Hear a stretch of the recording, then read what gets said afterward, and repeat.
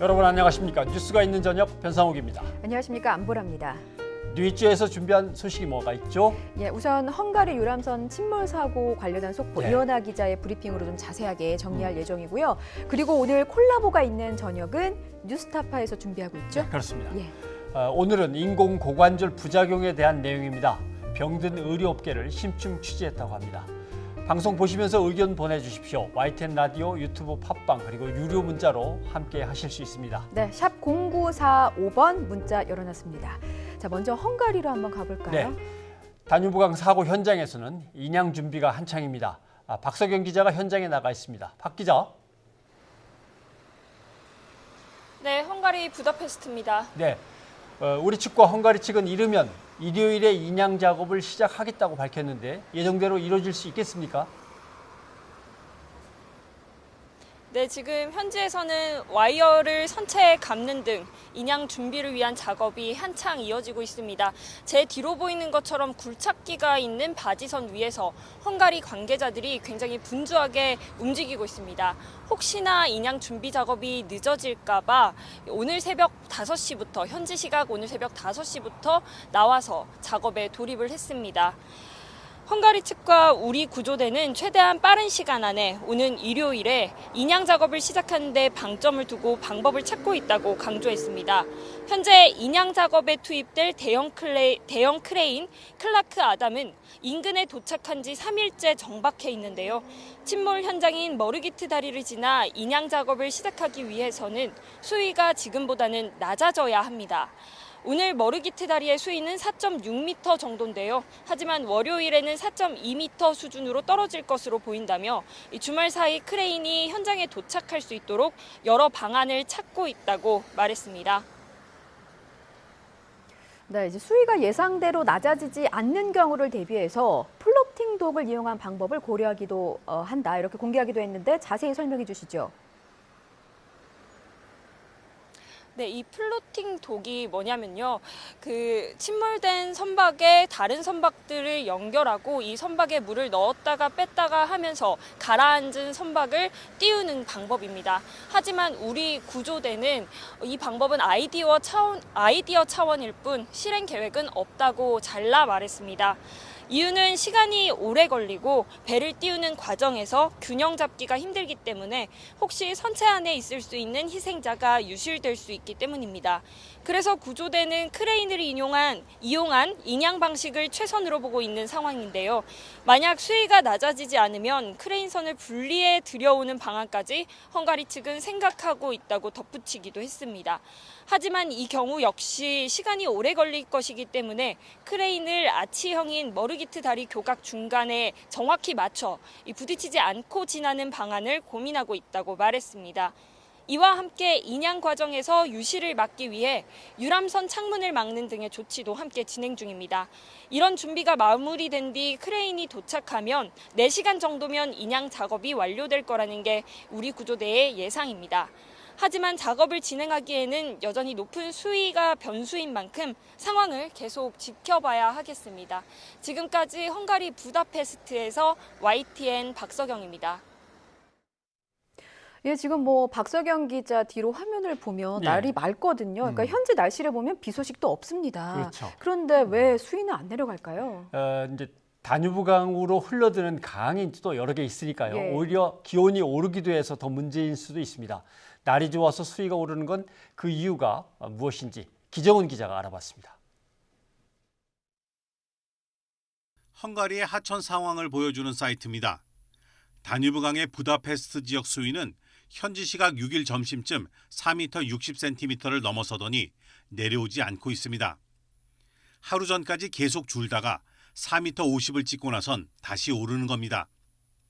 유속도 만만치 않아 1초에 4,000톤 가까운 물이 흘러가고 있습니다. 사고 나기 일주일 전 수위가 2m대, 유속이 초당 2,300톤대였던 것에 비하면 흐르는 물의 양이 2배 가까이 는 겁니다. 인양선 클라크 아담이 접근하려면 수위가 4m 20cm까지 내려와야 하기에 줄지 않는 수위가 답답하기만 합니다. 현지의 맑은 날이 며칠 계속됐는데도 수위가 내려가지 않는 건 더운 날씨 때문입니다. 상류 지역의 눈 녹은 물이 수위를 높인 겁니다. A vízállásra, ami nem abban és nem oly módon apad, ahogy ez elvárható volt tekintettel arra, hogy a felső vízgyűjtő területeken olvadás van. 하지만 더운 날씨에 따라 올라간 수온이 물에 잠긴 시신을 속속 떠오르게 하고 있어서 더운 날씨를 마냥 서운해하기도 어렵습니다. 날씨 덕에 실종자는 더 찼지만 선체 인양은 늦어지고 있다는 겁니다. 바라보는 사람들 마음도 옛 이야기 속에 나오는 우산장수와 소금장수 두 아들을 둔 어머니 마음 같습니다. YTN 기정훈입니다. 헝가리 유람선 사고 중앙재난안전대책본부장인 강경화 장관이 오늘 밤 헝가리 외교장관과 다시 만나서 사고 후속 대책을 협의합니다. 네, 강 장관은 국제회의 참석차 방문한 슬로바키아에서 헝가리 외교장관을 만나 이 수색 작업에 대한 헝가리 정부의 지원에 사의를 표하고 지속적인 협조를 당부할 예정이고요. 이후에는 다뉴브강 하류에 접해 있는 세르비아로 이동할 예정입니다. 네, 세르비아와 루마니아 사이에 있는 철문 댐은 예. 실종자가 발견될 가능성이 이제 앞으로 가장 큰 지역이죠. 여기에서 이제 수색 강화를 요청하겠군요. 예, 세르비아는 이미 며칠 전부터 실종자 수색에 적극 협조하고 있는 상황이잖아요. 그렇죠. 예, 고마운 마음도 전하면서 수색에 조금만 더 힘써달라 이렇게 요청할 예정입니다. 주말부터는 희생자들의 운구도 시작될 것 같습니다. 네, 아직 실종자도 남아있죠. 마지막 한 분까지 다 찾기 위해서 정부는 다른 유럽 국가와도 협력 체계를 강화할 방침입니다. 김세호 기자입니다. 정부가 실종자 수색 활동과 함께 희생자들에 대한 지원에 한층 속도를 낼 방침입니다. 우선 희생자들의 화장이 가능해진 만큼 이번 주말 희생자들에 대한 운구를 시작할 것으로 보입니다. 실종됐던 희생자가 계속 발견되면서 신원조회도 최대한 서두르기로 했습니다. 헝가리 부다페스트에 머물고 있는 유가족들에 대한 지원도 강화하기로 했습니다. 정부 신속 대응팀은 매일 아침 상황을 브리핑하고 심리정서 상담도 이어가는 가운데 생존자와 피해 가족들이 귀국 이후에도 심리 치료를 받을 수 있도록 할 방침입니다. 국내 행안부에서도 17개 지자체와 협의해서 각 가족별로 전담이 이미 정해져 있습니다. 국내 가족에 대해서도 소홀함이 없도록 저희가 수시 소통 채널을 유지하고 있습니다. 정부는 희생자들이 100km 넘게 떨어진 곳에서도 발견된 만큼 헝가리 인접 국가인 루마니아와 세르비아와의 공조에도 힘을 쏟을 계획입니다. 유람선 사고 직후 현재 세르비아 정부는 세르비아와 크로아티아 접경 지역인 아파틴 지역과 철문댐을 중심으로 수색을 진행하고 있습니다. 정부는 주말과 휴일에도 서울에서 대책회의를 이어가며 구조 상황과 추가 지원 내용을 점검합니다. YTN 김세호입니다.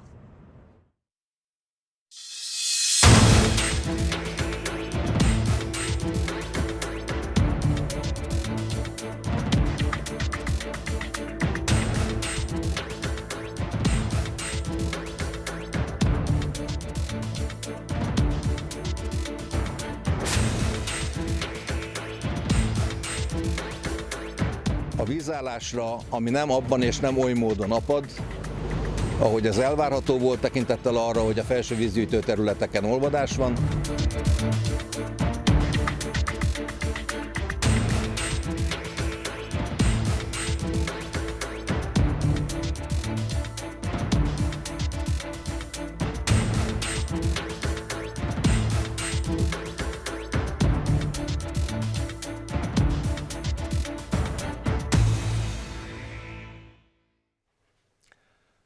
헝가리 유람선 침몰 참사가 발생한 지 9일째입니다.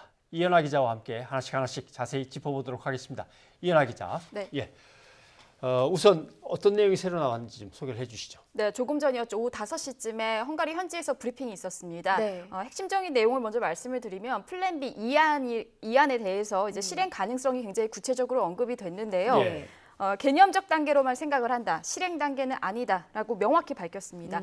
그리고 계속해서 언급이 됐던 대형 크레인 관련해서는 이르면 토요일 저녁, 늦어도 일요일 도착하는 방법을 찾겠다라고 밝혔습니다. 그 플랜 B로 제기된 방법을 좀 알아보면요. 네. 플로팅 도크 방식, 앞서 박석영 기자 통해서도 얘기를 들었지만 이게 플로팅 도크 응용 인양 방식이었거든요. 그러니까 구체적으로 어떤 방식인 겁니까? 네, 말이 좀 어려운데요.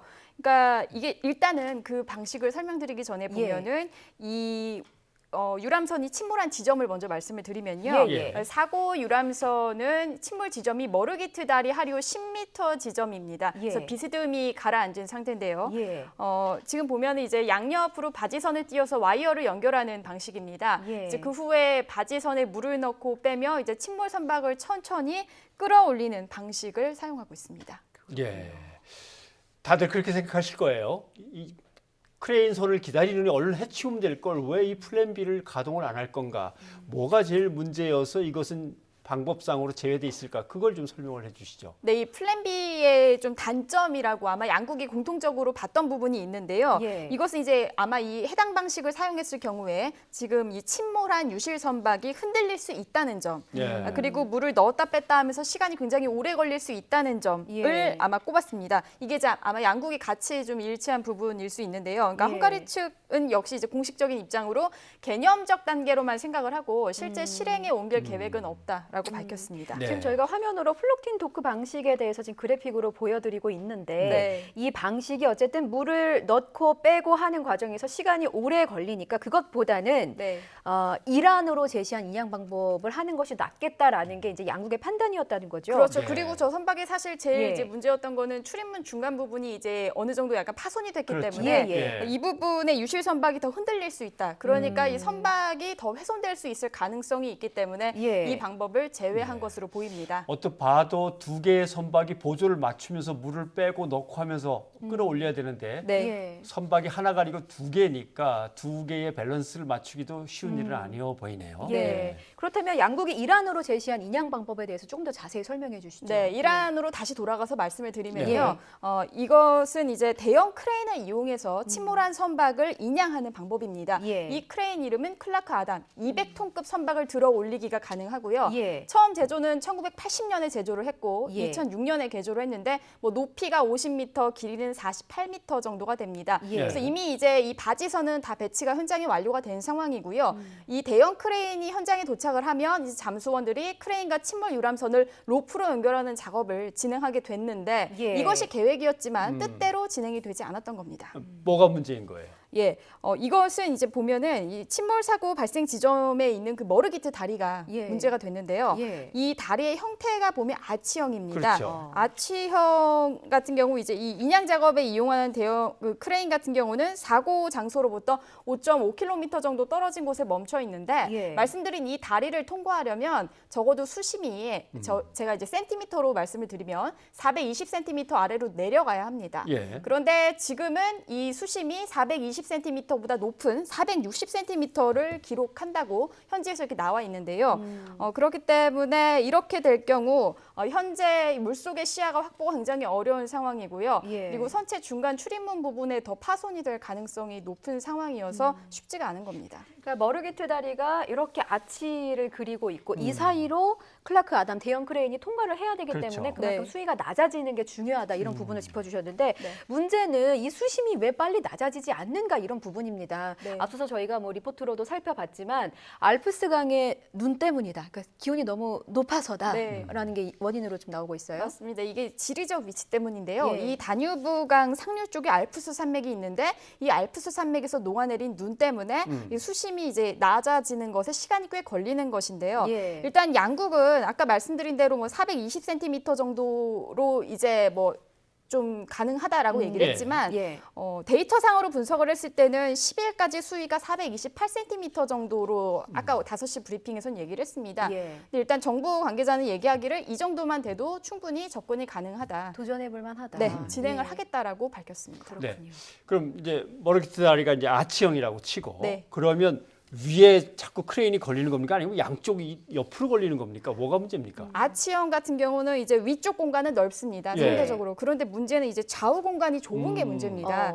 그래서 이제 이 수심이 내려가지 않는 상황에서 크레인이 들어갈 경우를 헝가리 정부 측이 굉장히 우려를 하고 있는 상황인데요. 예. 이제 그렇게 될 경우 다리의 좌우 부분이 이제 손상이 되거나 붕괴가 될 위험이 있다라는 가능성까지 예. 정부 측에서는 제기를 하고 있습니다. 예. 그래서 일단은 기술적으로는 다리 꼭지점 쪽으로 최대한 이제 이동을 시켜서 하는 방법을 고민하고는 그렇죠. 있는데 예. 일단 크레인이 사고 지점에 도착하는 시간 아까 말씀을 잠깐 드렸지만 토요일 네. 늦어도 일요일에는 무조건 하겠다라는 대책을 강구 중이다라고 밝혔고요. 예. 심지어 이제 이 다리 이 수심이 뭔가 변화가 없을 경우는 예. 크레인을 분리하는 것까지 최후 수단으로 예. 지금 정부는 밝혔습니다. 예. 그리고 이제 만약에 예를 들어서 계획대로 크레인이 현장에 도착을 했다. 그래서 실제 인양 작업까지 한다고 했을 때는 4시간 정도 소요될 것으로 예상이 됩니다. 그럼 만약에 이제 크레인이 현장에 도착했다라는 속보를 저희가 전해드리면 네. 시청취자 여러분께서는 4시간이면 어느 정도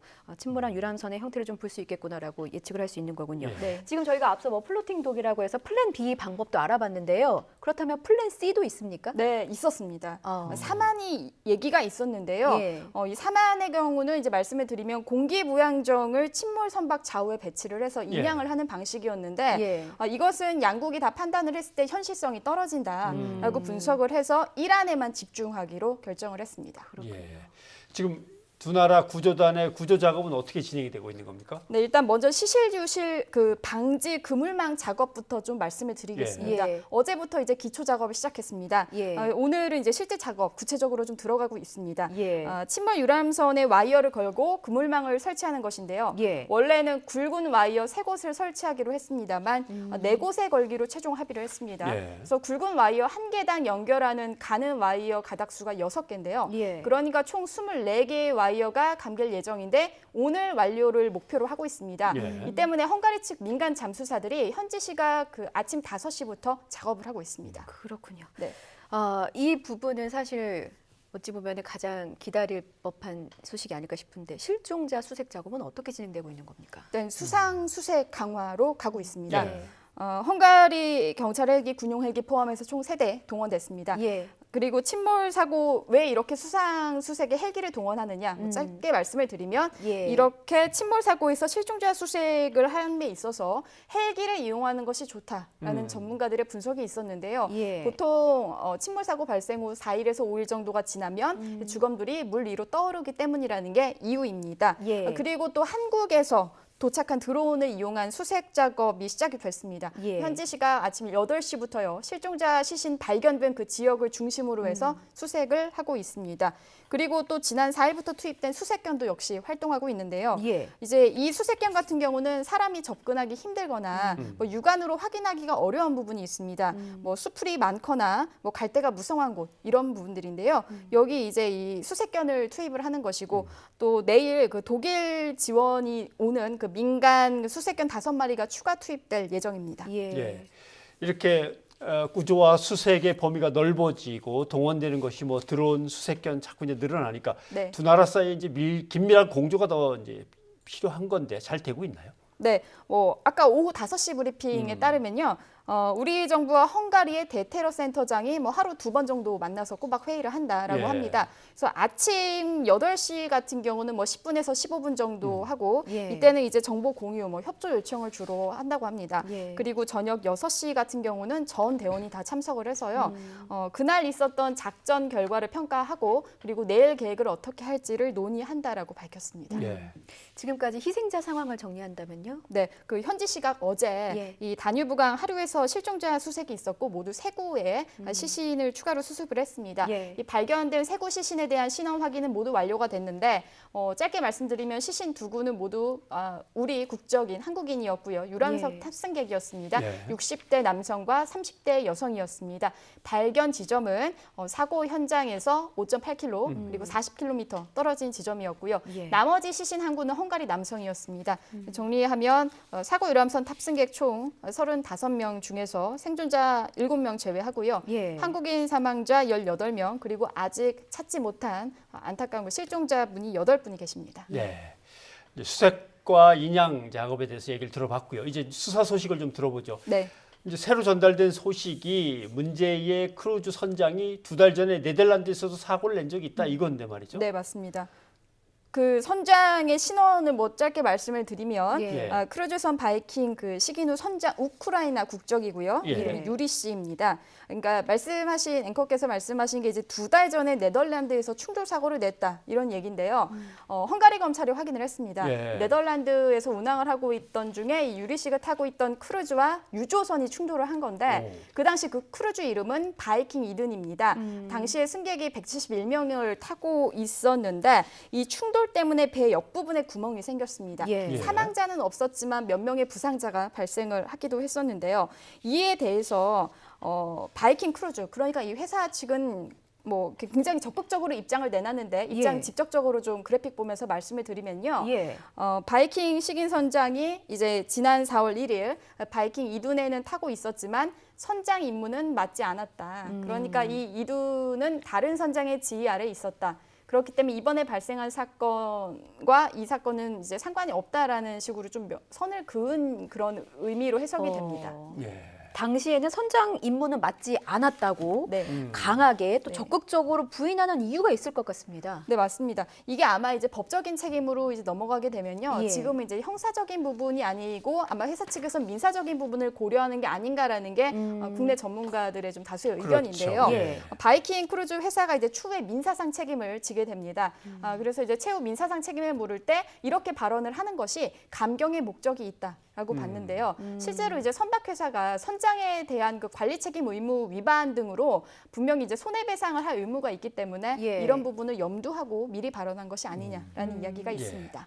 크루즈 선장에 대한 헝가리의 그 사건에 대한 네. 수사는 어떤 식으로 진행이 되고 있습니다. 일단 현재 언론에 따르면 예. 300명으로부터 목격담을 들었고요. 예. 그리고 CCTV 자료 40건을 분석했습니다. 근데 핵심은 새롭게 나온 것이 예. 헝가리 검찰 측이 선장의 증거인멸 의혹을 제기했습니다. 예. 이 부분에 좀 내용 말씀을 드리면 이 예. 사고 유람선을 들이받은 후에 휴대전화 데이터를 모두 삭제했다는 내용의 의혹이 제기가 됐는데 검찰은 이 부분을 포렌식을 통해서 확인을 했습니다. 근데 이 부분이 앞으로의 수사에서 왜 중요한지 예. 전문가의 이야기 한번 직접 들어보시죠. 네. 이거는 이제 증거인멸의 정황으로 볼 여지가 많다고 생각을 합니다. 이제 우리나라 법에 비춰봤을 때 이제 구속사유라는 거는 증거인멸하고 도주 우려인데요. 만약에 이제 헝가리 검찰에서 이런 크루즈선 선장이 통화 기록을 삭제한 이 증거인멸의 정황을 법원에 명확하게 설명을 한다면 이런 이제 보석 조건부 허가 결정이 또 취소될 여지도 있다고 생각을 합니다. 그러니까 지금 이 선장 같은 경우는 꾸준히 혐의를 부인하고 있고 예. 심지어 그 선장의 변호인단은 보석을 요구하면서 44년간 무사고 항해사다라고 주장을 하고 있습니다. 예. 근데 이제 아시다시피 엊그제도 말씀을 드렸지만 예. 이 헝가리 법원은 선장을 구속하면서 뭐 보석금 6천만 원 납부하고 전자발찌 착용하고 부다페스트 거주지로 이제 이 세 가지 조건을 내세우면서 예. 이제 보석을 조건으로 제시를 했고 예, 예. 이에 대해서 검찰은 부당하다라고 얘기를 하면서 항고를 한 상황이지 않습니까? 예. 그래서 이 부분에 대해서 이제 선장에 대한 영장 항고 심사가 열릴 예정인데 이렇게 증거 인멸의 그 혐의가 입증될 수 있는 실제 그 자료가 있다면 예. 아마도 그 검찰이 주장했던 방향으로 결과가 나오지 않을까 싶습니다. 관련해서는 계속해서 보도해드리도록 하겠습니다. 네. 뭔가 애매하죠. 예. 44년이나 무사고를 운항한 선장인데 지난 2달 전에 전에도. 사고는 뭐냐 그러니까 타고는 있었는데 선장 일은 그때 하고 있지 않았다라고 예. 하는데 어떤 배의 선장을 40년, 50년 된 사람을 둘씩 보내가지고 한 사람은 쉬고 한 사람은 배를 운전한다? 그것도 마땅치 않고 뭔가 사측에서도 아까 이현아 기자가 얘기한 대로 민사소송에서 어떤 자기의 책임 소재를 갖다 좀 줄이기 위해서 얘기를 바꾸는 거 아닌가 하는 합리적인 의심도 좀 듭니다. 예. 네. 이현아 기자 수고하셨습니다. 네.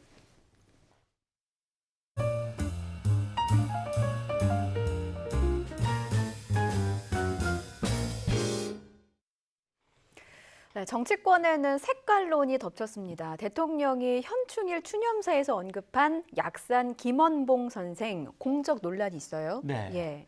김원봉 선생은 독립수사였지만 광복 이후에 월북해서 북한에서 고위직을 지냈다는 이유 때문에 정치권이 색깔론에 빠져 있는 겁니다. 예. 차정윤 기자의 보도를 보시고 나서 관련 얘기를 더 이어나가 보겠습니다. 자유한국당과 바른미래당은 문재인 대통령의 약산 김원봉 선생에 대한 발언을 겨냥해 맹공을 펼쳤습니다. 6.25 전쟁 당시 산화한 호국 영령 앞에서 북한 정권에서 요직을 맡았던 김원봉을 언급한 것은 혼란과 이념 갈등을 부추길 뿐이라고 비판했습니다. 겉으로는 통합을 내걸지만 실제로는 균열을 바라고 대화를 이야기하지만 갈등을 부추긴다는 생각입니다. 한국전쟁 당시 북한에서 고위직을 지내고 훈장까지 받은 분을 언급하는 것은 나라를 지키다 쓰러져간 대한민국의 호국 영령들에 대한 모독에 다른. 이에 대해 청와대는 대통령이 강조한 건 통합의 취지였다며 거듭 해명에 나섰습니다. 추념사의 핵심 메시지는 애국 앞에서 보수와 진보가 없고 정파와 이념을 뛰어넘어 통합으로 가자는 것이었다며 독립운동 과정에서 백범 김구 선생과 김원봉 선생의 대동단결을 역사적 사례로 든 것이라고 설명했습니다. 더불어민주당 역시 야당이 추념사에 담긴 의미를 제대로 보지 못하고 이념 갈라치기와 색깔론만 꺼내들고 있다며 엄호에 나섰습니다. 국민과 사회의 통합, 그것을 향한 메시지였는지 자유한국당이 억지로 생채기 내면서 분열의 메시지로 만들어내고 있는 그런 이야기인지 자문해 보시길 바랍니다. 이런 가운데 세월호 망원 파문으로 당 차원에서 징계를 받은 한국당 차명진 전 의원은 김원봉을 언급한 문 대통령은 탄핵 대상이라며 국회의원은 한 명이라도 문재인은 빨갱이라고 외쳐야 한다고 주장해 또 다른 논란이 일고 있습니다. 이에 대해 민주평화당 박지원 의원은 대통령이 빨갱이라면 뽑아준 국민은 무엇이냐며 한국당의 도 넘은 막말이 대통령과 국민을 무시하고 있다고 일갈했습니다. 여야의 국회 정상화 협상이 난항을 겪고 있는 가운데 정치권의 이념 논쟁까지 더해진 형국입니다. YTN 차정윤입니다. 네, 그렇다면 이 약산 김원봉 선생이 항일투쟁에서 얼마나 비중이 있는 인물이었나 이게 좀 궁금합니다. 역사 공부를 글쎄 좀 해보면 예. 일본이 김원봉 선생에게 내건 현상금이 그때 얼마냐면 100만 원. 100만 원이요? 예. 김구 주석은 얼마였냐면 60만 원. 아. 김일성은 얼마였냐면 2만 원. 2만 원. 예. 벌써 물론 이렇게 돈으로 예. 따지니까 좀 이상합니다만 예, 예. 다르죠. 벌써 비중이. 예. 그리고 해방 후에 유엔 대표들이 한반도에 도착했을 때 예. 김원봉 선생을 찾아가서 조언을 구했고요. 김구 이승만은 물론이고 김일성조차도 깍듯이 대접해야 했던 항일투쟁의 뭐 누가 뭐래도 선봉장이죠. 그렇군요. 그런데 평가가 왜 이렇게 엇갈리는 겁니까? 좀 복잡합니다만은 예. 그래도 해방 후에는 좌파 지도자니까 당연히 신탁 통치를 찬성을 했습니다. 예. 또 이런저런 좌파 투쟁, 파업 투쟁 같은 거에 관여하게 되고요. 그러다가 친일파 출신의 악질 형사, 유명하죠. 노덕술에게 끌려가서 치욕을 당합니다. 예. 신변의 위협도 계속 받고요. 그러니까 여운형 선생하고 나중에는 좌파, 우파 합작 운동을 벌입니다. 예. 그런데 여운형 선생이 암살당하죠. 예. 그래서 심경이 많이 흔들렸고 평양에서 그때 회의가 열렸는데 회의에 예. 참석해서 연설을 하고서는 다시는 남쪽으로 내려오지 않았죠. 그때부터는 이제 북한 공산 정권에 참여하는 거게 그렇죠. 된 거군요. 예. 각종 요직을 두루 거쳤습니다. 항일 투쟁 때 조선공산당 운동을 했는데 예. 북한에서는 김일성의 조선공산당 소속이 아니었고요. 소수 정당인 인민공화당 소속으로 남아 있었습니다. 그리고 한반도 남침 6.25 전쟁을 김일성이 일으키려고 할 때 이건 보나마나 실패한다면서 반대한 걸로도 유명하고요. 예. 결국 나중에는 간첩으로 몰려서 숙청되고 곧 목숨을 잃게 되는 거죠. 조국과 민족을 위해서 헌신한 걸 생각해서 이제 받아들이자는 건데 좀 복잡하네요. 복잡하죠. 예. 예. 김원봉 선생에 대한 평가는 사실 지금쯤이면 역사학자들이 본격적으로 꺼내서 정리를 할 단계입니다. 그런데 예. 대통령이 좀 먼저 꺼낸 것 같죠. 약간 성급하다는 느낌도 들고요. 예. 만약에 김원봉을 우리가 이해하고 받아들이면 그 다음 차례는 누구냐면 남노당의 박헌영, 허헌 이렇게 다가오는데 예. 이건 너무 좀 서두르지 않나 하는 느낌도 들긴 드는 거죠. 예. 그렇군요. 역사 공부를 한 느낌이 좀 어렵죠? 예, 들었습니다. 복잡하고. 예, 제가 좀 더 공부를 해야겠다는 생각이 듭니다. 자, 다음 소식도 알아보죠. 한국기독교총연합회가 시국 선언문을 내고 문재인 대통령 하야를 촉구했잖아요. 예. 그러니까 이제 개신교계 내부에서 비판의 목소리가 잇따르고 있습니다. 네, 먼저 개신교 시민단체인 기독교윤리실천운동의 성명을 보면 예. 한기총은 한국교회 내에서 정치적으로 치우친 소수 집단에 불과하다. 그런데 일부 정치 세력과 언론들이 한기총의 극단적인 혐오나 이념 지향적인 발언들을 너무 확대시켜서 오도하고 있다. 예. 이런 비판을 하고 있고요. 물론 정치적인 목적으로 그런다는 거죠. 예. 이 교회 개혁 실천 연대도 보도 자료를 냈어요. 한기총은 과거 금권 선거와 부정부패, 사회 기득권층과 유착으로 교회와 사회로부터 신임을 잃은 지 오래됐다. 이렇게 비판했습니다. 네. 예. 또 시민단체 애국국민운동연대에서는 한기총 회장 전광훈 목사를 오늘 경찰에 고발했는데요.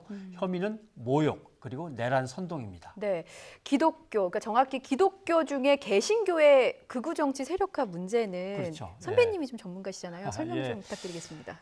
한기총이라는 세력과 한기총을 지금 장악하고 있는 세력 두 가지를 함께 나눠서 이제 봐야 되는데요. 예. 우선 한기총은 한국 개신교에서 차지하는 비중이 10%가 안 됩니다. 개신교의 대표 조직이 아니고요. 예. 비리와 문제가 많은 일부 보수 기독 세력의 이제 협의체죠. 예. 그렇다면 지금 한기총을 장악한 세력은 뭐 어떤 세력입니까? 그 예전에 기독교 정당을 만들어서 국회 원내로 들어가려던 개신교의 정치 목사, 정치 장로들이 예. 지금의 한기총 지도부를 꾸리고 있습니다. 이 세력은 지난 3번의 총선거에서 기독교 정당을 만들어서 국회로 진출하려다가 다 실패하고 돈만 날린 아픈 경험이 있죠. 예. 그런데 왜 이런 소동이 벌어지는 건가요? 이번에 당을 만들어서 총선거에 또 나서려는 게 아닐 겁니다.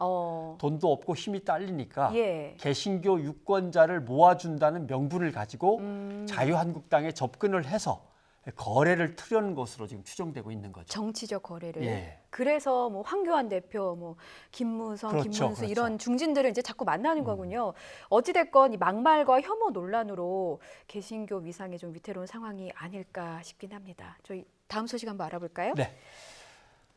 문재인 대통령의 북유럽 순방 소식입니다. 예. 9일부터 6박 8일 일정으로 북유럽 3개국을 순방합니다. 예, 문재인 대통령은 이 노르웨이 오슬로 포럼과 스웨덴 의회에서 한반도 평화를 주제로 연설할 계획인데요. 이 한반도 평화 프로세스에 대한 지지에 감사의 뜻을 밝히고 항구적 평화 정착을 위한 우리의 여정을 설명할 예정이라고 합니다. 네, 자세한 일정을 알아볼까요? 예. 자, 그럼 첫 국빈 방문국이죠. 핀란드부터 좀 살펴보겠습니다. 문 대통령은 이 니니스토 대통령, 신임 린네 총리와 정상회담을 하고요. 양국 스타트업 기업 교류 행사, 오타니에미 산학연 단지 방문 등의 일정을 갖습니다. 또 이어서 11일부터 13일까지 노르웨이를 찾게 되는데요. 국왕 주최 국빈 만찬에 이어서 솔베르그 총리와 정상회담을 열고요. 우리 기업이 건조한 군수 지원함에도 오를 예정입니다. 네. 그러면 그 다음 나라는 이제 스웨덴이 되겠죠? 예, 맞습니다. 13일부터 15일까지 스웨덴에서는 국왕 주최 국빈 만찬과 레벤 총리와의 정상회담, 그리고 의회 연설, 사회적 기업인 노르벤재단 방문 등의 일정을 소화합니다. 예. 네, 이번 순방은 혁신 성장과 포용국가 실현을 위한 협력 기반을 확충하고 한반도 비핵화와 평화 정착 과정에서 북유럽 국가들과의 협력을 재확인하는 예. 계기가 될 거라고 청와대는 설명을 했습니다. 그렇군요. 자, 다음 소식 알아보겠습니다. 김학의 전 법무부 차관 사건, 예. 검찰이 3번이나 수사했는데 여전히 뭔가 좀 뒤끝이 개운하지는 않은 모양입니다. 뭐 여전히 부실 수사 의혹이 제기되는 거죠. 예. 왜냐하면 검찰이 검찰을 셀프 조사했으니까 한계를 노출했다는 평가도 있는 거고요. 네. 결국은 외부 위원들의 심의가 필요하다 이런 지적도 나오고 있습니다. 신지원 기자가 보도합니다. 문무일 검찰총장은 지난 3월 김학의 전 차관 사건에 대해 수사단 구성을 지시하며 더 이상 의혹이 없도록 하겠다고 밝혔습니다. 기존에 검찰이 1, 2차에 걸쳐서 수사를 하였으나 의혹을 다 불식시키지 못하였던 이력이 있습니다. 그러한 점에 유념해서 국민들의 의혹을 불식시킬 수 있도록 최선을 다하도록 하겠습니다. 지난 4월 열린 대검찰청 간부회의에서는 사건 실체를 국민에게 소상히 설명할 수 있어야 한다며 수사심의위원회의 점검도 각오해야 한다고 직접 언급했습니다. 대규모 수사단을 꾸려 2달 넘게 3번째 수사에 나선 검찰은 김 전 차관과 건설업자 윤중천 씨를 구속하고 재판에 넘겼습니다. 이른바 별장 동영상 속 남성이 김 전 차관이란 사실도 확인했지만 과거 수사의 문제점은 여전히 의혹으로 남았습니다. 과거 검찰 수사팀의 부실 수사 의혹에 대해서는 관련 조사를 진행하였으나 공소시효 문제로 추가 수사를 진행할 수 없었으며 특히 국민에게 관련 의혹을 소상히 밝히겠다던 것과 달리 범죄 혐의가 없다는 이유로 설명조차 생략하면서 논란이 불거졌습니다. 검찰 조사를 받았던 당시 경찰 관계자들은 수사 결과에 반발했고 참여연대 등 시민단체에선 셀프 수사 한계라는 비판의 목소리가 나왔습니다. 추가 수사를 촉구했던 과거사위 관계자들도 검찰이 잘못을 밝히기보다는 빨리 수사를 끝내려 한 것 같다고 꼬집었습니다.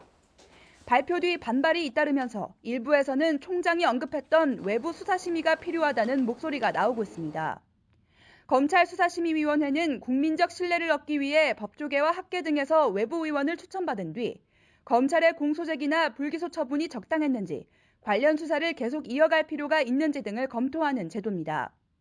이에 대해 대검 관계자는 아직 사건을 검토하는 단계라며 필요하다면 수사심의위원회 소집을 하지 않을 이유가 없다고 밝혔습니다. 이런 가운데 추가 수사 촉구 대상인 한상대 전 검찰총장과 윤갑근 전 고검장 등이 과거사위와 진상조사단 등을 상대로 민형사 소송을 제기한 상태라 수사 이후에도 후폭풍은 쉽게 가라앉지 않을 것으로 보입니다. YTN 신지원입니다. 다음 소식입니다. 전 남편을 살해한 혐의로 신상정보 공개 결정이 내려진 지 사흘 만에 고유정의 얼굴이 공개됐습니다. 화면을 보시죠. 네, 고유정. 화면 속에 수갑을 찬 인물입니다. 본인은 강하게 반발했다지만 유치장에서 조사실로 이동하던 중에 이렇게 언론에 노출이 됐습니다. 네. 전 남편을 어떻게 살해했는지에 대해서 밝혀진 건 아직 없는 것 같죠? 예, 아직 없습니다. 예. 이 고유정이 휴대전화로 니코틴 치사량 등을 검색했다고 하지 않습니까? 네. 그래서 경찰이 이제 전 남편의 혈흔을 확보해서 검사를 했는데 여기서 반응이 검출되지 않았습니다. 아무 반응이 안 나왔으니까 범행에 약물을 쓰지 않는 것으로 보이는 대목인데요. 예. 그렇다면 범행 수법도 의문이고 역시나 범행 동기조차도 의문입니다. 네. 그래서 경찰이 펜션에 남아있는 혈흔 형태를 분석하기 위해서 혈흔 전문가를 투입한 상태라고 하고요. 예. 범행 동기에 대해서 입을 다물고 있기 때문에 현장 검증 없이 12일에 검찰에 송치하기로 했습니다. 네. 반려견이 핥히어서 숨졌다는 7개월 된 아기. 예. 하지만 엿새 동안이나 집안에 방치됐었다고 합니다. 21살, 18살의 부모는 부부싸움을 하고 집을 나간 뒤에 아무도 아기를 돌보지 않은 겁니다. 이 비참한 심정을 참 어떻게 표현해야 할지 모르겠습니다. 끔찍하네요. 예. 아기 부모의 구속 여부는 이르면 오늘 결정된다고 합니다. 부장훈 기자입니다. 앳된 모습의 부부가 마스크와 모자로 얼굴을 가린 채 법원에 나왔습니다. 생후 7개월 된 딸을 홀로 집안에 내버려둬 숨지게 한 혐의로 구속영장 실질심사를 받기 위해서입니다. 계속 아이 학대해 오신 건가요? 왜 경찰 조사에서 거짓말하셨습니까? 아이 계속 방치해 오신 건가요? 21살 아빠와 18살 엄마. 두 사람은 딸의 사망 경위에 대해 안방 침대에 재운 뒤 마트에 다녀왔더니 온몸에 반려견이 핥힌 듯한 상처가 나 있었고 다음 날 숨졌다고 주장했습니다. 이후 겁이 나서 시신을 상자에 넣은 채 집을 나와 친구 집에 갔다고 진술했습니다. 두 사람이 아이와 함께 집에 있었다는 기간은 지난달 30일과 31일. 하지만 아파트 CCTV 어느 곳에서도 부부의 모습은 발견되지 않았습니다. 본인들의 말은 이제 아이를 돌봤다라고 얘기를 했는데 그 기간 동안에 저희가 보니까 CCTV를 확인해 보니까 아이를 돌본 정황이 없었어요. 두 사람을 긴급 체포한 경찰은 딸을 엿새 동안 홀로 집에 내버려뒀다는 실토를 받아냈습니다. 평소 양육과 남편의 외도 문제로 자주 다퉜던 부부가 한바탕 크게 싸운 뒤 각자 집을 나가버린 겁니다. 두 사람은 서로 상대방이 딸을 챙길 것으로 생각했다고 말했습니다. 경찰은 부검 결과가 나오는 대로 숨진 아기의 정확한 사망 원인과 부부의 행적 등을 집중 수사할 계획입니다. YTN 부장원입니다. 부산 해운대구의 호텔 실내 수영장에서 13살 이모군이 물속에서 의식을 잃은 상태로 발견됐습니다. 이 군은 응급처치 후 병원으로 옮겨졌지만 의식을 찾지 못하고 있는 것으로 알려졌습니다. 경찰 관계자는 수영장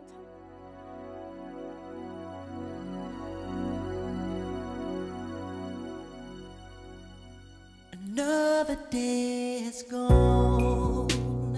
I'm still all alone. How could this be? You're not here with me.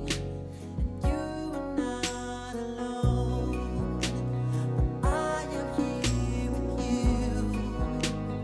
Though you're far away, I am here to stay. But you're not alone. I am here with you. Though you're far apart. 다음 소식입니다. 김명환 민주노총 위원장이 경찰에 소환됐습니다. 국회 폭력 집회를 주도한 혐의입니다. 출석 직전에 기자회견을 열어서 정당한 투쟁이었다고 주장했습니다. 김태민 기자입니다. 경찰과 집회 참가자들 사이에 격렬한 몸싸움이 이어집니다. 지난 4월 탄력근로제 확대 반대를 외치며 민주노총이 국회 앞에서 벌인 시위 현장입니다. 강제로 국회 진입을 시도하면서 담장과 울타리가 훼손되기도 했습니다. 국가 중요시설이 국회 담장을 훼손하고 국회를 열감하고 이 집회를 주도한 혐의를 받는 김명환 민주노총 위원장이 2달여 만에 경찰에 소환됐습니다. 김 위원장은 출석 직전 기자회견을 열어 정당한 투쟁이었다고 주장했습니다. 저임금과 장시간 노동, 악순환에 빠진 한국 사회에 반드시 필요한 투쟁이었습니다. 우리들에게 너무나도 정당한 투쟁의 과정에서 벌어진 모든 결과에 따른 책임 역시 이 위원장에게 제기해 있습니다. 앞서 경찰은 집회에 참가한 민주노총 간부 3명을 특수공무집행방해와 공동건조물 침입 등의 혐의로 구속했습니다. 집회 전 밧줄 같은 도구를 미리 준비하는 등 폭력 시위를 사전 모의한 정황이 나왔기 때문입니다. 이에 따라 김 위원장 역시 같은 혐의로 입건하고 불법 집회를 계획하고 주도했는지 추궁했습니다. 민노총 위원장도 위원장으로서 보고받거나 아니면 지시하는데 관여하지 않았겠냐 하는 부분으로 저희 조사받는 거고요. 경찰은 김 위원장에 대한 조사 내용을 토대로 구속영장 신청 등 신병 처리 방안을 검토할 계획입니다. YTN 김태민입니다. 다음 소식입니다. 강원도 산불 피해자들이 청와대 부근에서 집회를 열었습니다. 네. 그 심정 이해하겠습니다. 무엇을 요구하는지 한번 살펴보죠. 네, 이 실질적인 지원 대책을 마련해 달라는 겁니다. 속초 고성산불 피해자 비상대책위원회가 집회를 연 건데요. 정부가 특별 재난 지역으로 선포를 하고 긴급 복구비와 추경 예산 2,700억 원을 지원하겠다고 밝혔지만 이재민의 주택과 사업장 복구 비용은 편성되지 않았다는 겁니다. 참가자들은 이 같은 요구사항을 담은 서한을 청와대에 전달했습니다. 지난 3월 개학 연기 투쟁을 벌였던 한국유치원 총연합회가 서울시 교육청의 설립허가 취소 결정을 정지해달라고 신청을 했습니다. 그러나 결과는 각합니다. 그 이유는 김정혜 기자가 자세히 설명해 드립니다. 지난 3월 사립유치원 모임 한국유치원 총연합회는 개학 연기 투쟁을 벌였다가 하루 만에 백기를 들었습니다. 사립유치원의 유아를 맡겨주신 학부모께 고개 숙여 사과드립니다. 한유총이 전개했던 개학 연기 준법 투쟁을 조건 없이 철회합니다. 싸늘한 여론에 빌려 국가 교육회계 시스템 에듀파인도 받아들이겠다고 했습니다. 당시 교육부에 따르면 원화 200명 이상의 대형 사립유치원 570곳 가운데 568곳이 에듀파인 참여 의사를 밝혔습니다. 그러나 석 달 만에 태도를 바꿨습니다. 사립유치원에 대해 에듀파인 사용을 강제한 규칙이 위법하다며 대형 사립유치원 160여 곳이 교육부 장관을 상대로 지난달 서울행정법원에 무효 확인 소송을 낸 겁니다. 이들은 교육부가 법률 개정 없이 하위 규칙을 개정해 국민의 권리와 의무를 제한하려 한다며 이는 헌법상 법률 유보 원칙을 위반해 무효라고 주장했습니다. 앞서 교육부는 국회에서 유치원 3법 처리가 늦어지자 교육부 령인 사학기관 재무 회계 규칙을 개정해 원화 200명 이상의 사립유치원에 대해 에듀파인 사용을 의무화했습니다. 이런 가운데 한유총이 서울시 교육청을 상대로 낸 설립허가 취소 집행정지 신청은 법원에서 받아들여지지 않았습니다. 재판부는 집행정지를 신청한 김동열 이사장이 감독기관인 교육청의 승인을 받지 못했다며 적법한 대표자가 제기한 신청이 아니어서 부적법하다고 설명했습니다. 앞서 서울시 교육청은 지난 3월 한유총이 계약 연기 투쟁을 벌여 공익을 해치고 위법한 집단 행위를 했다며 설립 허가를 취소했습니다. 이에 따라 효력 집행정지를 통해 법인 설립 취소 결정 이후 약해진 조직을 재정비하려던 한유총 계획은 차질을 빚게 됐습니다. YTN 김정혜입니다. 인천의 붉은 수돗물 파문이 9일째 이어지면서 불안감이 해소되지 않고 있습니다. 네. 수돗물로 인한 피부 질환 신고도 100여 건 접수가 됐다고 합니다. 예, 인천시는 이 병원 진료를 받은 주민들에게 비용 지원 방안을 마련 중이라고 하고요. 무엇보다도 이제 식수가 그렇죠. 문제잖아요. 예. 예, 불가피하게 생수를 구입한 주민에 대해서도 비용 지원 원칙을 마련했다고 합니다. 피해 지역이 어딘지 정확히 한번 살펴보죠. 네, 뭐 예. 인천시는 뭐 서구에서 8,500세대 정도를 이제 피해를 봤다고 보고 있는데요. 중구의 영종 주민들도 피해를 보고 있다고 반발하고 있어서 이 파장이 쉽게 가라앉지는 않을 것 같습니다. 원인은 확실히 밝혀진 건가요, 이제는? 아직까지는 아닌 것 같습니다. 일단은 이 풍납 취수장과 성산 가압장의 수돗물 공급 체계를 전환하면서 수도관로의 내부 침전물이 이탈해서 이제 붉은 수돗물이 발생한 것으로 추정이 되는 상황이고요. 예. 인천시는 이 정부 합동조사반을 구성해서 원인을 규명하겠다는 입장입니다. 네, 다음은 시청자 여러분의 문자 의견 소개해드리겠습니다. 샵 0945번에 유료 문자 받았고요. 유튜브 팟빵으로도 댓글 받았는데요. 네, 미카라는 아이디를 쓰시는 분이 보내주셨습니다. 유튜브로 들어온 사연인데요. 네. 헝가리 사고자 분들 이제 집으로 돌아갑시다. 부디 모두 빠른 시일 내에 나타나 주세요. 예, 바라기는 배를 들어 올렸을 때 거기 모두들 계셨으면 하는 바람입니다. 네, 김보라님께서도 같은 의견 주셨습니다. 인양해서 실종자분들 모두 다 찾았으면 좋겠다는 간절한 바람도 전해주셨죠. 네, 연인 꿀벌의 이런 아이디가 또 있네요. 네. 21살, 18살이라도 생명 존중은 기본. 어린 그 부모들 얘기인 것 같습니다. 예, 7개월 아기가 사망한 사건과 네네. 관련해서 역시나 페르소나님도 그 사건과 관련한 의견 주셨는데요. 받는 사랑밖에 배우지 못한 부부다라는 의견 주셨네요. 받는 사랑을 정말 배웠다면 예. 아기에게 과연 이렇게 글쎄 했었을까? 말이죠. 예. 일단 안타깝습니다. 부부에 대한 구속 여부는 오늘 밤에 나올 것 같습니다. 저희가 속보 전해지는 대로 전해드리겠고요. 뉴스가 있는 저녁은 60초 뒤에 이어집니다. 신용을 지키지 않는 사람들로 빛을 잃어가는 우리의 사회. 고려 신용정보가 밝히겠습니다. 당신의 희망찬 미래를 위해 고려 신용정보. 설레어준 당신이 있었기에 우리는 더 특별해질 수 있었고, 믿어주는 당신이 있었기에 우리는 더 완벽해질 수 있었고, 기대하는 당신이 있었기에 우리는 더 놀라워질 수 있었습니다. 감사합니다. 늘 변함없이 고객에 대한 더 나은 답을 찾는 대한항공이 되겠습니다. Excellence in Flight, Korean Air.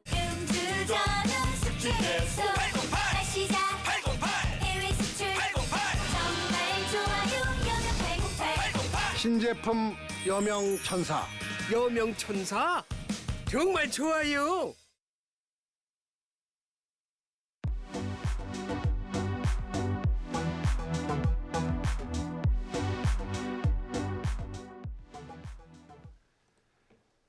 정부가 50여 년 만에 술에 붙는 세금 체계를 바꿉니다. 맥주와 막걸리를 시작으로 종가세에서 종량세로 전환한다는 것입니다. 앞으로 이뤄질 주세 개편이 소비자들에게 어떤 영향을 미칠지 윤석천 경제평론가와 함께 얘기를 나눠보겠습니다. 어서 오십시오. 예, 안녕하세요.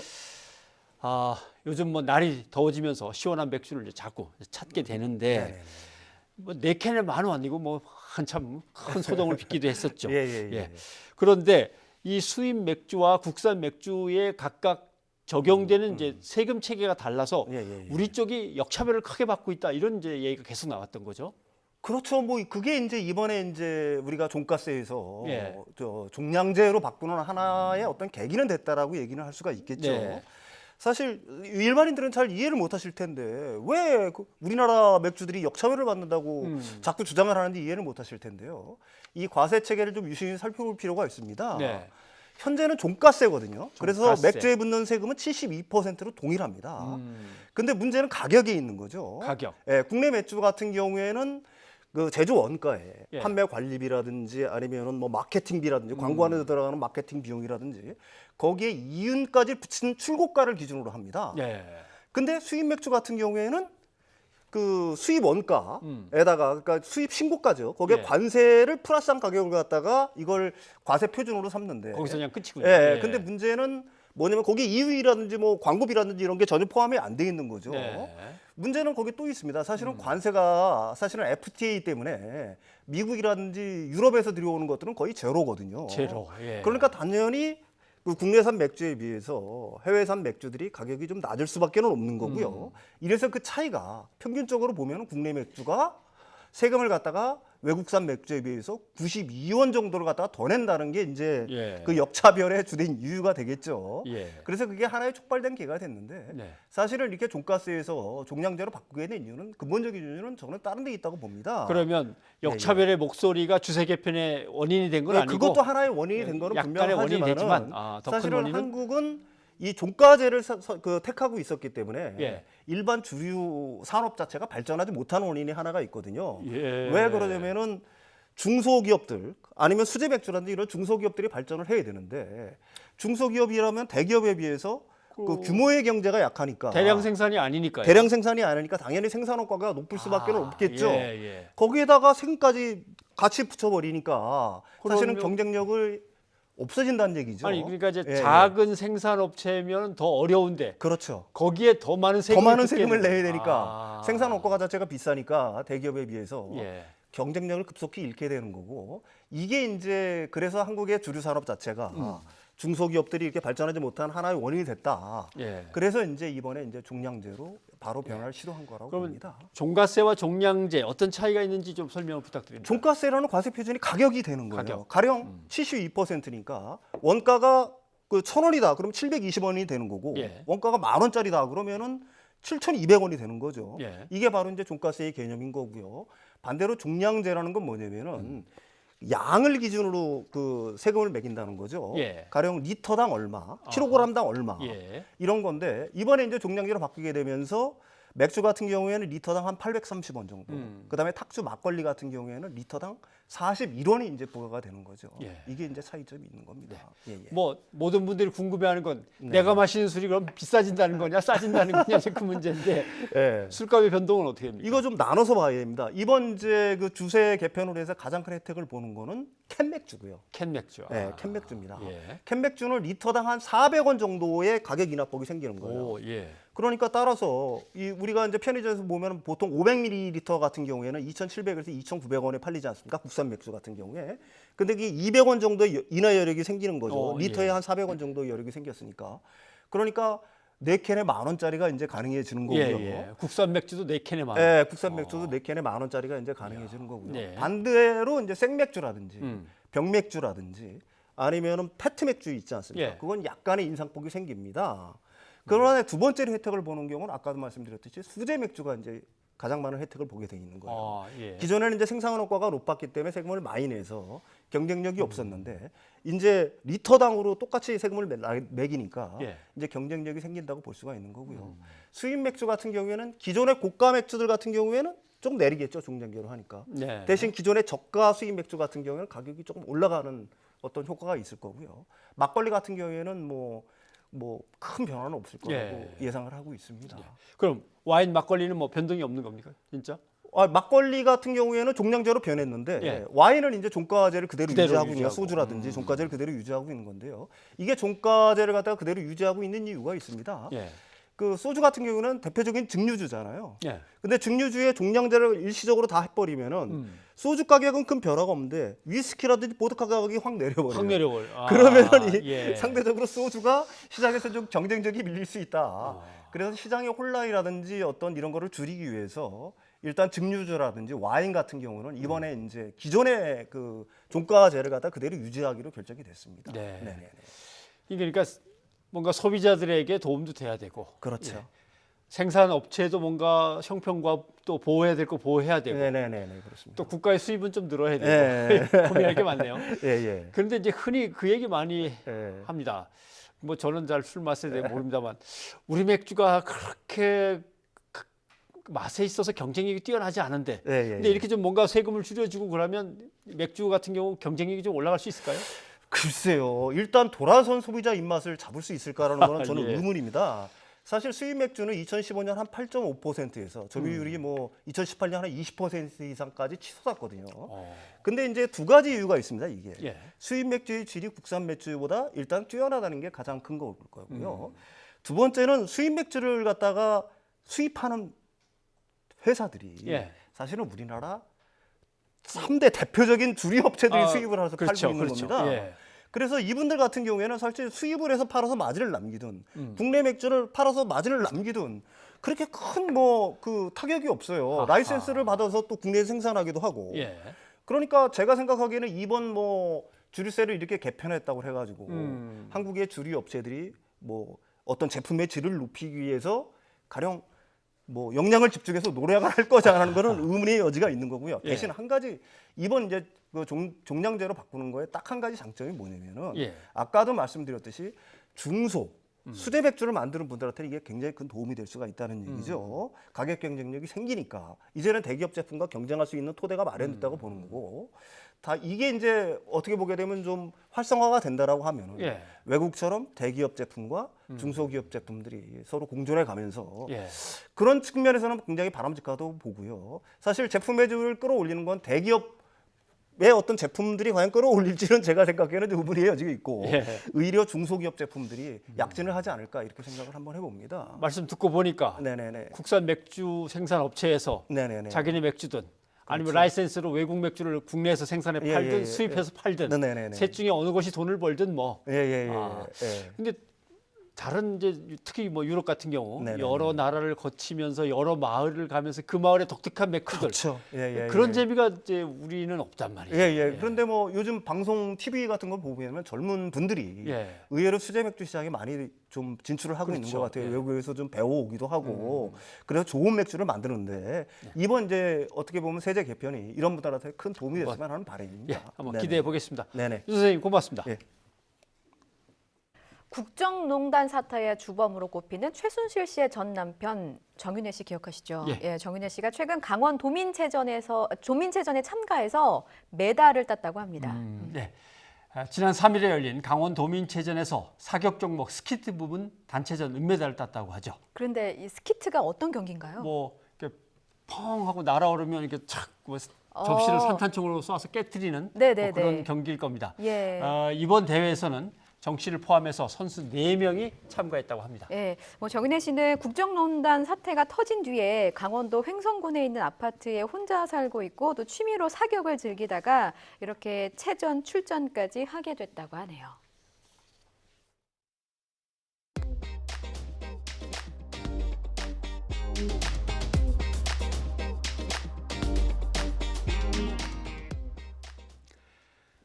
의료기기가 발달하면서 심장이나 관절 등을 못 쓰게 된다 하더라도 대체할 수 있는 시대를 우리는 살고 있습니다.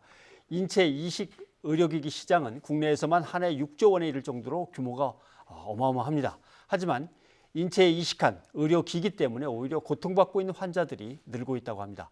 오늘 콜라보가 있는 저녁에서는 뉴스타파의 김지윤 기자와 함께 이 문제를 짚어보겠습니다. 어서 오십시오. 예. 인체 이식 의료기기 업체가 어떤 게 문제인 겁니까? 뭐 한두 개가 아닙니까? 네, 이게 문제가 한두 가지가 아니라서 이게 꼭 집어서 하나 어떻다라고 말씀드리긴 좀 어려운데요. 무엇보다도 환자의 몸에 직접 이식이 돼서 수십 년간 안고 살아야 되는 의료기기에 문제가 있다면 정말 무서운 그렇죠. 결과라고 말할 수 예. 있겠죠. 네, 바로 인체 이식형 의료기기라고 부르는데요. 이제 흔히 떠올릴 수 있는 인공 유방 보형물부터 인공 관절, 인공 혈관, 인공 심장까지 모두 이제 이식형 의료기기라고 말할 수 있습니다. 예. 이런 이식형 의료기기를 이 기기들이 한 해 10만 건 이상 이제 병원에 납품이 되고 있고요. 예. 의료용 기기지만 달리 보면 사실 우리 몸에 안에 들어가는 일종의 이물질이거든요. 그렇죠. 그래서 국내에선 일단 식약처가 추적 관리 의무를 가지고 있습니다. 다시 말해서 환자 몸 안에 1년 이상 머무르는 의료기기에 대해서만큼은 식약처가 책임을 지고 부작용은 없는지 시술 이후까지 확인을 하는 겁니다. 그런데 이런 인체 이식형 의료기기들이 충분히 안전할까?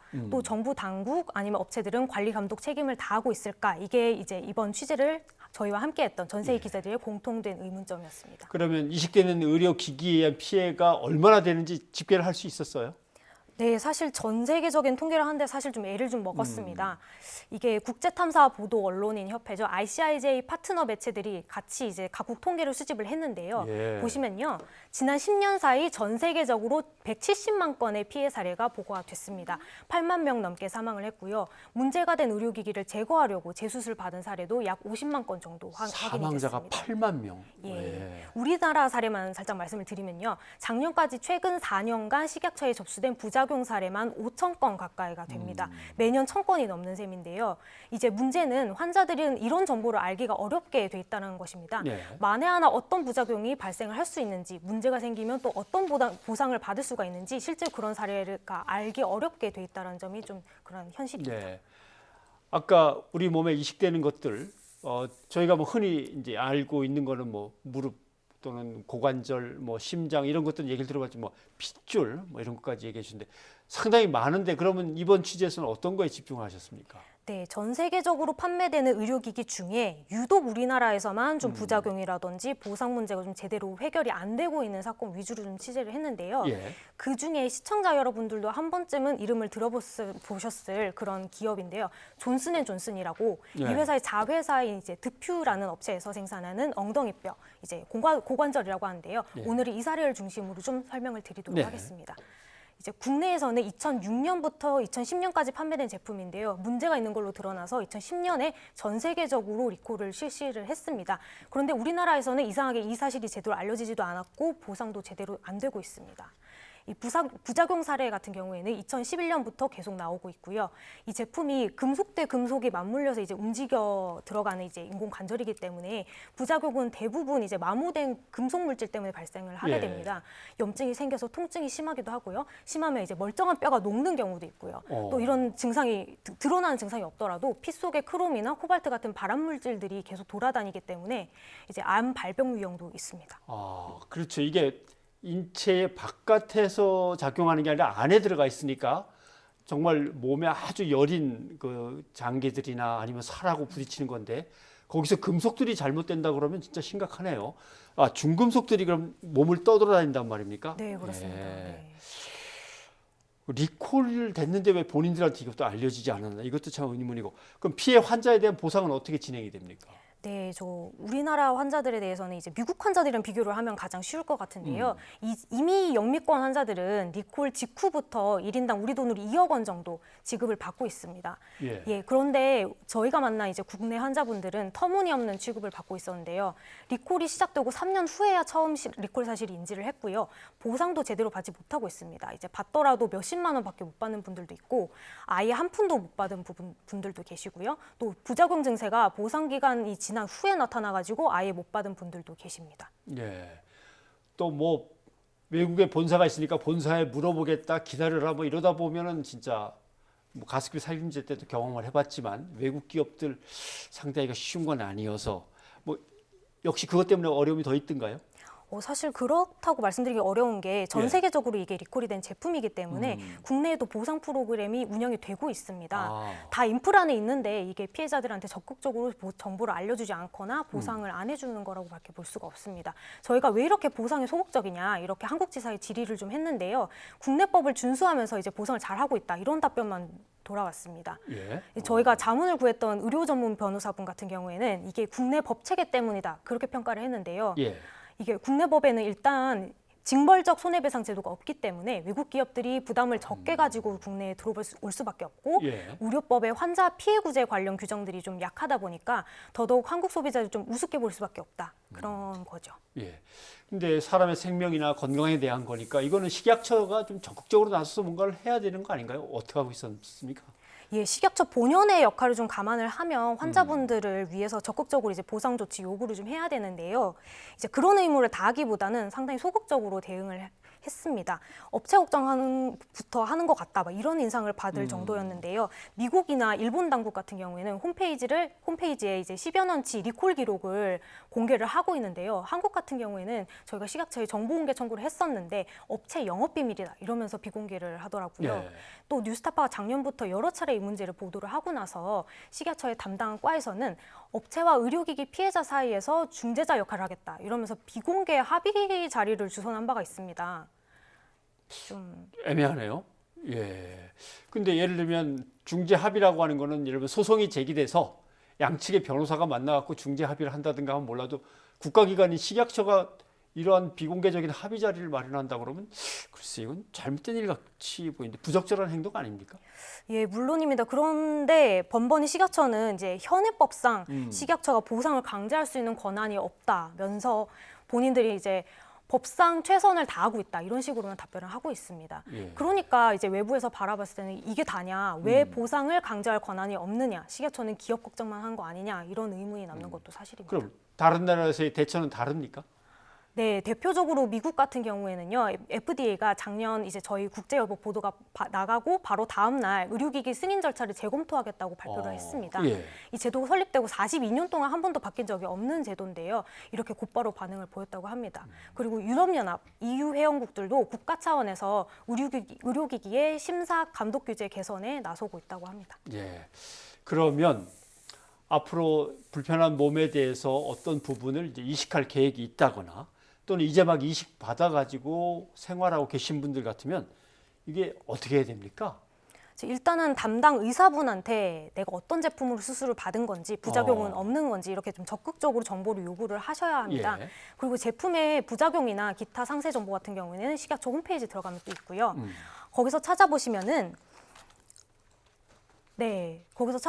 이제 여러 가지 문제들이 있는데요. 예. 그 뉴스타파가 이런 문제를 관련해서 제기를 여러 번 하고 나서 올해 초에 새로 개설된 페이지인데요.